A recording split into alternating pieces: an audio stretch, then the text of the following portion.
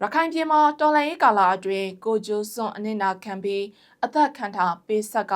စွန့်လွတ်အနစ်နာခံကြတဲ့သူနာပြုတွေအားလုံးကိုအာရခပြည်သူ့ကျန်းမာရေးဌာနကမှတ်တမ်းတင်ဂုဏ်ပြုလိုက်ပါတယ်။မေလ12ရက်နေ့မှာကြာရောက်တဲ့အပြည်ပြည်ဆိုင်ရာသူနာပြုများနေ့မှာရခိုင်ပြည်သူပြည်သားတွေနဲ့အနိကဆုံးရှေ့တန်းစစ်မျက်နှာပြင်တွေမှာကျန်းမာရေးဝန်ဆောင်မှုတွေကိုကိုကျိုးစွန်အနစ်နာခံတာဝန်ထမ်းဆောင်နေကြတဲ့အာရခသူနာပြုတွေကိုဂုဏ်ပြုလိုက်တာပါအခက်အခဲပေါင်းစုံကြားတဲ့ကနေအာရခပြည်သူကျန်းမာရေးဆိုင်ရာဝန်ဆောင်မှုလုပ်ငန်းတွေကိုရဲဝံ့တတိရှိရှိပြည်သူလူထုကိုစေတနာဂရုဏာအပြည့်နဲ့ပြုစုစောင့်ရှောက်မှုတွေကြောင့်အာရခပြည်သူပြည်သားတွေရဲ့အသက်ပေါင်းများစွာကိုကုသကယ်တင်နိုင်ခဲ့တယ်လို့ဖော်ပြထားပါတယ်တော်လန်ရေးကာလအတွင်းအခုလိုအသက်ခံတာပေးဆက်စွန့်လွတ်ကအနစ်နာခံကြတဲ့သူနာပြုတွေအားလုံးကိုကာရဝပြုတယ်လို့လည်းထည့်သွင်းပြောဆိုထားပါတယ်ရှင်။